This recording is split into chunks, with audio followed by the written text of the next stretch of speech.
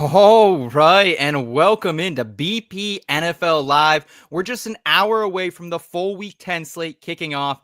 We'll get you set with some best bets for the occasion. I'm your host, Seth Woolcock, recently engaged as of yesterday, so I was hoping some of those good vibes would roll into the betting cards. However, college football, NASCAR yesterday, not the case. So we're going to keep swinging, though, because that's what we do here at Betting Pros. And I'm joined by maybe the best under better in the state of Massachusetts, the Undertaker, Andrew Erickson, sharing the screen twice in 1 week. What's up, man? Seth, man, I can't get enough of that adorable face. Glad to be on here. Glad you're engaged. I'm sorry about the Giants in the money line, but maybe they can pull it off here. Who knows? But hey, the under's looking pretty good so far. Yes, it is. Yes, it is. That's what I get though for getting invested with the Giants in Germany. So good to have you on the show as always, man. And we're also joined by a man who, rumor has it, is now a scratch golfer, Pat Fitzmaurice. Happy Saturday or happy Sunday, pal. How are you? Scratch plus 23, Seth. Thank you very much, though. Congrats on the engagement. Hopefully, whatever total your fiance had set for the over-under on a proposal, that you came in on the under.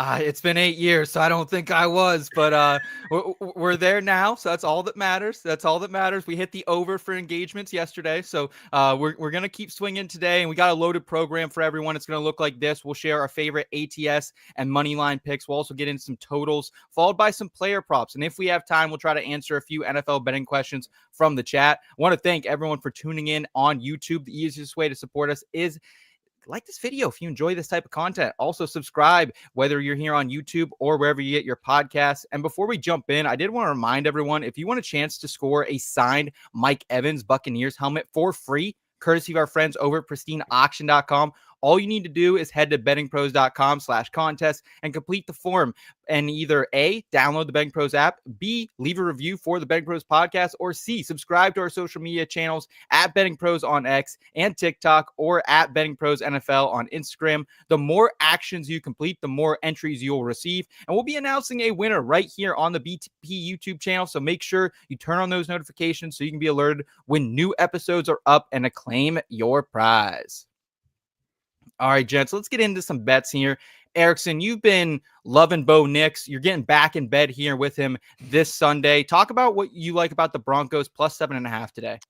Well, the Broncos have been one of these teams that have been able to play games really, really close, especially when they're on the road. That's why we liked them so much last week against the Baltimore Ravens, but that didn't end up working out. But I don't think the process was bad. They just ran into the juggernaut that is the Ravens offense that scores 30-plus points on basically every single team that they play. Kansas City Chiefs, meanwhile, do not do that. I know the offense looked good last week, but they were also playing the Tampa Bay Buccaneers. Divisional matchup. You have the Chiefs coming off a Monday Night Football game in overtime, and maybe they're looking ahead a little bit to next week when they're taking on the Buffalo Bills. They just got to get through Denver, and Denver's always kind of had Patrick Mahomes numbered. 4 of the last 5 games, Broncos, Chiefs. Broncos have covered the spread. So Chiefs, as we've talked about ad nauseum, they don't try to blow teams out. That's not what their goal is. They just want to win. And I think the Broncos can keep this close enough in an AFC West divisional matchup with their strong defense. So I think it's tighter than the spread indicates. So I'm going to go with the Broncos, keeping it within a touchdown. Okay, and Pat, you like another rookie signal caller to cover a spread here. What do you like about Drake May and the Patriots today? Yeah, battle of the rookie signal callers in Patriots versus Bears in Chicago, Seth. So basically what I like about the Patriots is they're not the Bears, who seem like they are in the process of collapsing. We saw the Bears a couple of weeks ago lose a game on a Hail Mary to the Commanders. How are they going to bounce back from that? They bounce back from that by being eviscerated by the Cardinals in the desert last weekend. So, DJ Moore was being interviewed by a Chicago sports radio station this week. He asked if Matt Eberflus had lost the locker room. His response was, "I won't say no." Wow. So, yeah, this team is collapsing. And it certainly doesn't help that they're going to be without their starting offensive tackles this week, Braxton Jones and Darnell Wright. Patriots aren't the best pass rushing team, but that's still going to be a problem for the Bears. We haven't seen DJ Moore or Keenan Allen on the same page with Caleb Williams for most of this season. And, like Drake May, I think, has overachieved so far with what the expectations were with what the supporting cast is. And this has been kind of a plucky Patriots team this year. They beat the Bengals in week 1.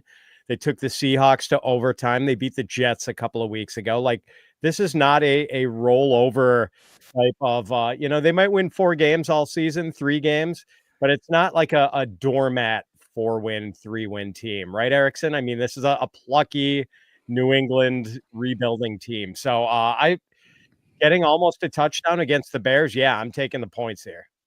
Erickson, over under Matt Eberflus has a job 2 weeks from now. I think he keeps his job. See, my concern with the Patriots is their defense is so bad. Like their defense is absolutely horrible, and they can't stop the run. So if the Bears give the ball to DeAndre Swift 30 times, then I could see them, coming out with a win here. So yeah, I think ultimately the Bears will win. So I think Eberflus will keep his job. 2 backup tackles in the interior of that offensive line has been like a big problem for them all. So like, I don't know if the Patriots' lack of defense is going to, be an Achilles heel for them this week. Yeah, I like Drake May, especially what he's done in fantasy lately. Pat, I know you were all on him all offseason, kind of pushing that agenda and how good this kid was with his legs. And we saw 95 rushing yards last week. So hopefully Drake May can get it done again. Erickson, you like the Chargers here this week, -7.5. What are you seeing from Jim Harbaugh's guys? I'm seeing everything I want to see from a team that historically has always underperformed versus expectation versus spread. Again, this was anytime you see the Chargers -3.5, Chargers -7.5, it was, oh, well, you got to bet on the other team because the Chargers are going to charge and they're going to lose this game and they're not going to cover. But Harbaugh has brought into we meet expectations and we exceed expectations. And they're playing I see an advantage on their side in every way in this matchup, offensively, defensively, special teams. Will Levis is starting. You're already getting it. I'm getting a touchdown because Will Levis is going to throw a pick 6. So that's how I'm seeing the -7.5 here. So I think the Chargers just dominate here. And I think that we're afraid sometimes to go back because, oh man, it's the Chargers. Like, I can't do this, but it's a new regime. And under Harbaugh, they have been really good against the spread this season. The Titans have been the worst team against the spread. They covered 1 spread this season, 1 game. And Will Levis was not part of that matchup.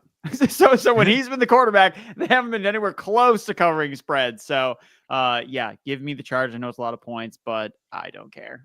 Give me the Chargers. Give me the Bolts. Okay, Pat, I know you like a couple of NFC heavyweights against the spread this week as well, both the Eagles and the Lions. What are you seeing in those matchups? Yeah, I feel like the Eagles should be almost a double-digit favorite against the Cowboys, and maybe it's just respect for America's team playing at home. But the Eagles' offense has been absolutely rolling. Their running game is full speed ahead.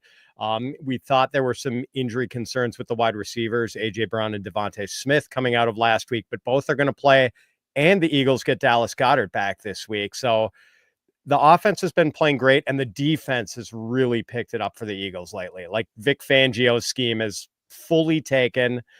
Cooper DeJean is starting to make a big impact for them. So like this defense has gotten a lot better, and it's going to make things really tough on Cooper Rush coming in rusty, making his first start of the season. And Dallas has nothing to play for. I mean, they just lost Dak Prescott. They know they're not going to make the playoffs. Like, their season is circling the drain, and I just wonder how emotionally they can get up for this game. So I think the Eagles cover this one really easily. I'd be surprised if Dallas is able to keep this one close. Yeah, I'm there with you. I have the Eagles money line and a couple different parlays going. I was a little bit nervous earlier in the week. We heard Jalen Hurts might not be at 100%, but he's off the injury report heading into Sunday. So I'm with you on that one. And you also like the Detroit Lions. They're up against Houston on Sunday Night Football.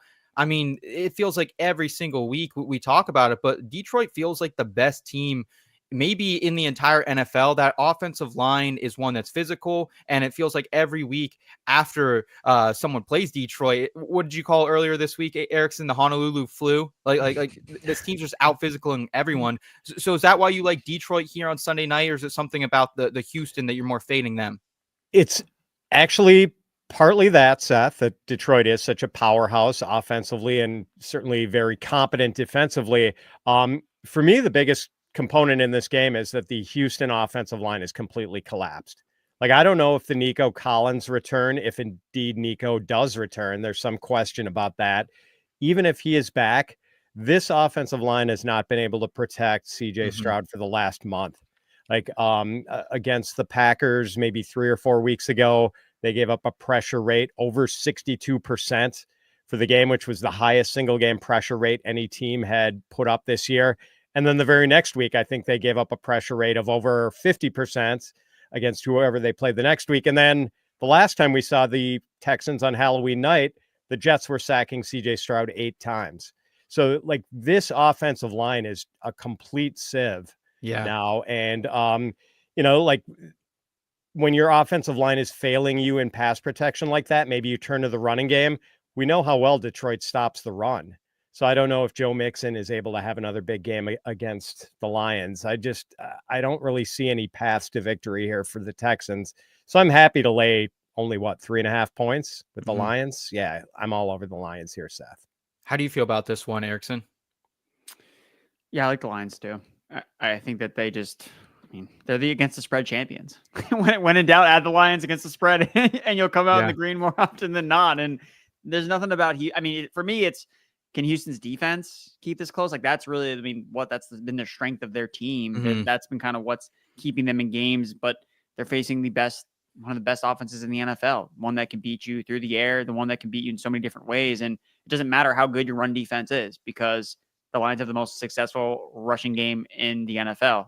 The top 2 running backs in success rate are Jahmyr Gibbs and then David Montgomery. Wow. They can beat you in any which way with power, with speed. It's Sonic and Knuckles all over again. So yeah, I like the Lions here, especially if Nico's still not a lock to play. Like they said, he's going to play. And then, wait, game time decision. Like that's not encouraging for fantasy purposes and for those that are trying to back the Texans in the spot. Speaking of Sonic, have you guys seen the live action version of that movie? Oh, of course. Pat, have you not. Okay. I recently, it was one of those stinkers we were getting on prime time. So I had it on the second TV. I was like, this ain't a bad little flick. It wasn't a bad little flick. I was kind of surprised because I remember when that movie first came out, the trailers and everyone was memeing it but not a bad little flick, Eric. So I'm glad you've seen that one. Thank you for that. Appreciate Third one's that. coming out soon. The trilogy ends. Get your tickets pre-ordered now, my friend. Get your tickets pre-ordered. A couple picks that I do like here, ATS and Moneyline, is 49ers -6.5. Terrell shouted this one out on our Best Bets episode earlier this week. And honestly, this feels like a free space this week. I know that everyone's been making money off Tampa Bay all season long, but this is a horrible spot for them coming off that Monday Night Football overtime loss. 49ers coming off the bye. We're hearing reports Christian McCaffrey could see upwards of 20 touches in this one. The Bucs secondary complete cheeks right now, allowing the most fantasy points to opposing wide receivers over the past month as well. No Mike Evans. We don't know if Jalen McMillan or Sterling Shepard will be out there. So give me the Niners. And I'm also going to be backing the Jets on the money line as well. -124 at Bet Rivers. You can boost that. There's a 25% boost over there as well. I've been seeing today. And this is one of those games that flip directions midweek. The Jets were the underdogs. Now they're the favorite. I'm following the money here and the sharps. Aaron Rodgers thrives when he gets time in the pockets. The Cardinals have the 4th lowest pressure rate in the league. I think he'll have plenty of time to find his guys. And the Cardinals have been solid lately. They've won 4 of the last 5, so it gets kind of scary to back the Jets here. But at the same time, they have also won 3 of those games by 2 points or less. So I think regression will come back to a means here, and maybe the Jets hopefully get it done for us on that money line. I also wanted to remind everyone to join our NFL podcast group. You can join the group by visiting the community tab in the BettingPros sports betting app or going to bettingpros.com/NFL contest. Sync your picks or use the quick pick feature on the BettingPros app and get a chance to win some free weekly or monthly prizes. Elevate your betting strategy and join the conversation today at bettingpros.com/NFL contest. Back to the picks. We're going to the totals. And Andrew, of course, I'm coming to you. What under are you going to delight us with this afternoon? Steelers, Commanders. See, Steelers, Commanders under, because when you pull up a Steelers game, you're expecting the total. All right, it's going to be 37.5, 38.5. That's every Steelers game, basically, in the past 2 years, 3 years with Mike Tomlin in this defense, right? So he pulls out and 45.5, 45 points. Well, okay, this is kind of like a bigger number. And then when you look at how great the Commanders defense has been at home this season, I just love the under in this play. I think that this is going to be more of a defensive matchup, kind of what we usually see between AFC North battles. Now, obviously, the Commanders are coming from the NFC, but I think that these are two teams where it's going to be more of a slugfest. It's not going to be an offensive showing between Russell Wilson and Jaden Daniels dropping deep balls. Now, that's how this bet goes up in flames, is if they all hit on those moon balls down the field. But I'm going to bet against that happening. So for me, I like the under here. The Commanders games have been going under when they've been playing at home this season. No team has scored 20 points against them at home this season. So HTTC, all held to the Commanders defense at home in this matchup against the Steelers. So I think Russell Wilson regresses a little bit. I know he's looked fantastic, the last couple of weeks against some of these New York teams, but I think that he's gonna struggle a little bit in this spot. One of our co-hosts, Terrell, will be at that game waving a terrible towel. So make sure you're looking for him. He's going to be sweating out the Steelers money line with me. I know. Pat, you also like the under in this game. Why is that? Erickson's spot on with pretty much everything he said here. It does feel like we're getting 2 or 3 points of value at the very least here. Just it seems like the Steelers are going to dictate the tempo of this game. And we know they like to run at the second highest rate in the league. It seems like it's going to be a slow type of game. It probably is going to help them that they are getting Preston Smith for this game to beef up their pass rush, and they're getting Nick Herbig back from a hamstring injury. But I think the reason I most like this one under, Seth, is that the Washington pass defense is like dramatically improved over the last month of the season. Like I don't know how they're so good all of a sudden. Yeah, I mean, I think they've sort of I know Sandra still their rookie cornerback. I think they've put him into the slot, I want to say, more recently, and it just seems like they've kind of solidified things in the back end a little bit after being just, a sieve the first couple of weeks of the season. So yeah, I thought this defense would get worse when Jonathan Allen was lost for the season with a torn pectoral injury. Still not a great run defense, but they've been really solid against the pass. So I don't think we're going to see a ton of big plays in this game, and really doubt it gets anywhere near 45 points. I really like Najee Harris. If you're betting player props this week, he's one of my favorite targets. I think he's going to have a big game because, like you said, the Commanders, they have been giving up some points to opposing running backs as of late. So I do like Najee. You also like the Jets and Cardinals under here, Pat, 46.5 points. Are you not as high on Aaron Rodgers as I am this week? Do you think the Cardinals could maybe get after him in this one?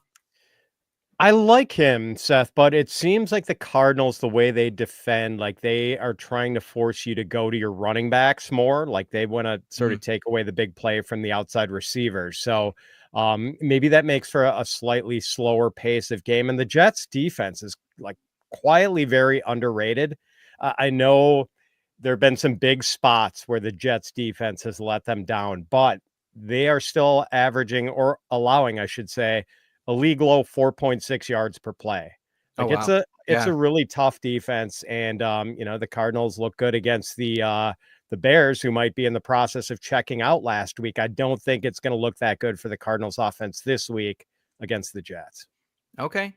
My favorite under of the weekend is one that Erickson actually put me on. It's Vikings at Jacksonville. This is under 43.5. Erickson, I think you have it maybe 45.5. Is that where you got it earlier this week? Tell us about this. I know it's Mac Jones versus Sam Darnold. It feels like an under on paper. Yeah, I think if you just zoom out and just say, hey, Sam Darnold versus Mac Jones, probably going to be an under in this game. I think that's really, like, on the surface level. This game to me is just it's so weird to try to handicap and try to look at it, because you don't know what you're going to get from Mac Jones. Are they going to be aggressive downfield like they've been with Trevor Lawrence? They were never really aggressive with Mac Jones downfield in New England, but that was because they know when to throw the ball downfield too. So does that change? And then you have Brian Flores in this defense that is so aggressive that do they over pursue and do they let up big plays defensively, or is it Mac Jones? Hello, welcome to the blender, and they just don't score any points. So I think that the quote unquote safe bet is taking the under on the total, but I would not be surprised if things get wacky. I think if we get beat, it's because some weirdness happens, which again, I'm okay if that's the way that my bet gets lit up in flames. If it's like very abnormal outcomes on certain plays, hey, I think the process is sound here going after the under. Okay, let's go ahead and get to some player props. But before that, I did want to remind everyone you can maximize your prop betting success with the BettingPros Prop Bet Cheat Sheet. Instantly compare sportsbook lines with expert projections to find the best value. Customize yours bets by filtering by props, matchups, odds, and bet type, ensuring you only see the most profitable opportunities. Get tailored recommendations and track winning trends with ease using this comprehensive tool. Take your prop betting to the next level at bettingpros.com/props or on the Betting Pros sports betting app.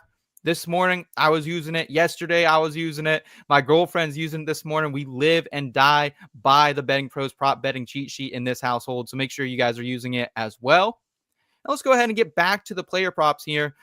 Erickson, who's your favorite, like gun to the head, who's your favorite player prop this week?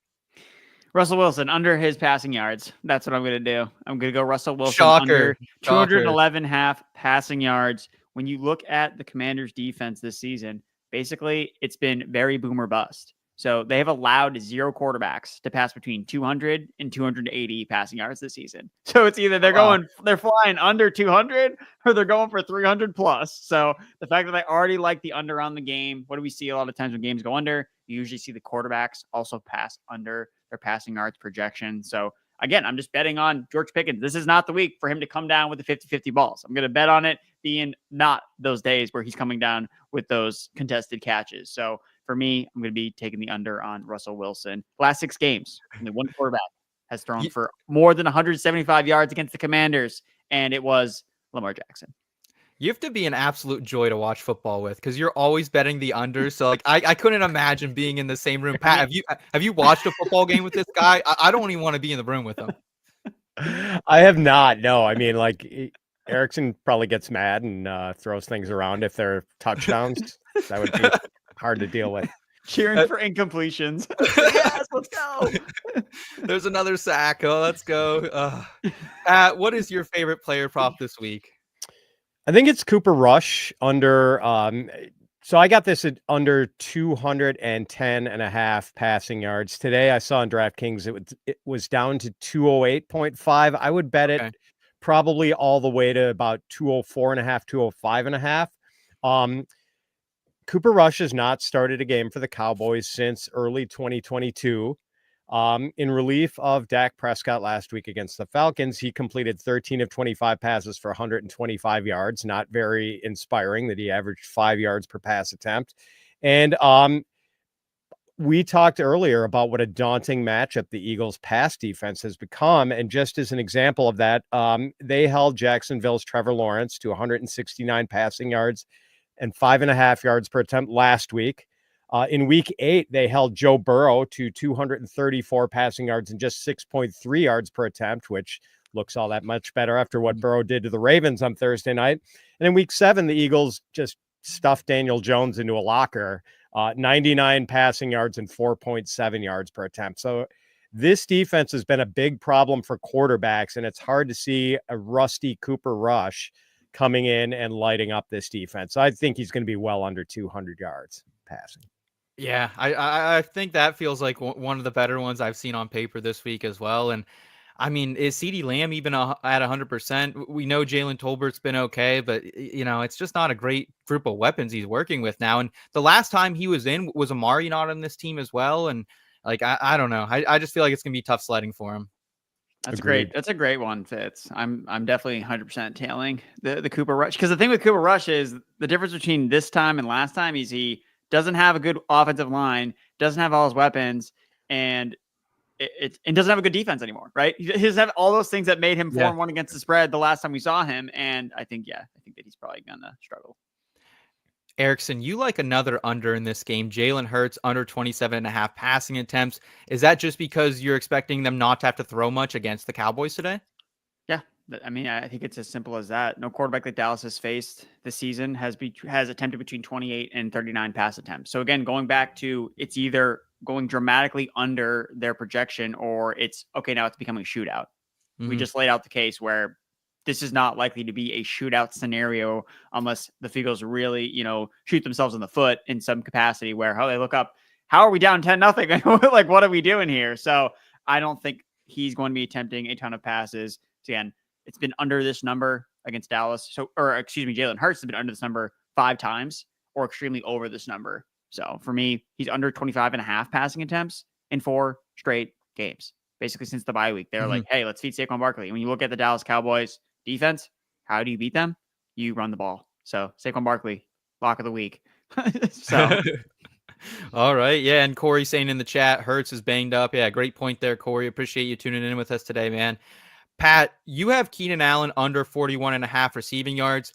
I just sat him in a fantasy league. I had to find a replacement for Amari Cooper. I was worried that Allen was not going to do anything like he has all season long. I actually picked up Demarcus Robinson to throw in my flex for Monday night. Was that a good decision? And why do you like Keenan Allen under here? I think so, Seth. Well, the number's 41.5. He has not been over 41.5 all season. He's 0 for 6. Oh my gosh. And yeah, like I just don't think Keenan Allen's style of play meshes well with Caleb Williams, who's sort of an off script. Like you're counting on timing routes with Keenan Allen, him running these crisp routes, ball is out and on time, delivered when he makes his break. It just doesn't seem like Caleb is that sort of quarterback, and hence we are getting Keenan Allen averaging only 4.7 yards per target, which is just, when you're talking about a guy who's probably a future Hall of Famer, I mean, that's just ridiculously low. So we don't know how the ball is going to be distributed between Keenan Allen, Roma Dunze, and DJ Moore, and Cole Kmet. And, by the way, here in Chicago today, they're expecting wind gusts up to 35 miles an hour this afternoon, which could further make the passing game tricky today. So I'm just not a lot of things working in Keenan Allen's favor. Okay. I like that call a lot. I will round us out with my favorite player prop of the afternoon, Khalil Shakir over 5.5 receptions. This was minus 120 at DraftKings before we went live, but the Amari Cooper news did come out, so it might be a little more juice now. So I'd probably play this all the way down to minus 135, folks. Keon Coleman, Cooper, both out. Mac Hollins, Curtis Samuel, they will be active in this one, but not at 100%. I usually prefer betting receiving yards. I know there's a big conversation that we usually have on these player prop shows about this, but Khalil Shakir, lower A-dot wide receiver who has hit this reception mark in 3 straight games, hasn't hit his receiving yards marks quite often this season, averaging 7.3 receptions and 8 targets per game in that 3-game stretch. The Colts have allowed the 4th most receptions to wide receivers over the past 2 weeks, and they're not a secondary that particularly scares me. So give me the former Boise State Bronco over 5.5 receptions here. Erickson, any love for Shakir this week from you? I think he's a really strong play. I mean, he's already been someone that has had a super high floor just based on the amount of volume that he's seeing. And you're just looking at where's Josh Allen going to throw the ball to? Like, yeah, he's going to throw it to Shakir, and he's been doing that anyway. And now he's out his top 2 guys on the outside. So I don't really see Shakir's role changing as that guy in the slot. But if anything, it's like, hey, well, you got Mac Hollins running down there doing cardio. I'm not going to throw the ball to him. So I'm just going to throw it to Shakir. Maybe this really boosts James Cook a little bit more. You know, you're taking away Keon Coleman, who's a big touchdown guy. If he's not scoring touchdowns, then who is? Maybe you see James Cook a little bit more involved in the passing game as well in this matchup. Good point. Good point. Well, Erickson, thank you for being here as always. Pat, any more golf games for you on the slate rest of the year? No, we're staying away from silly season. We'll get it cooking again when they go to Hawaii for the Tournament of Champions in the first week of January. Okay, well, glad to hear it. That'll do it for us on the BP NFL live show today. Make sure you like this video if you enjoyed this type of content. Plus, subscribe to the Betting Pros YouTube channel and podcast feed, and download the Betting Pros app and sync your sportsbooks today. For Andrew Erickson and Pat Fitzmaurice, I'm Seth Woolcock. Thanks for watching. Take care, y'all.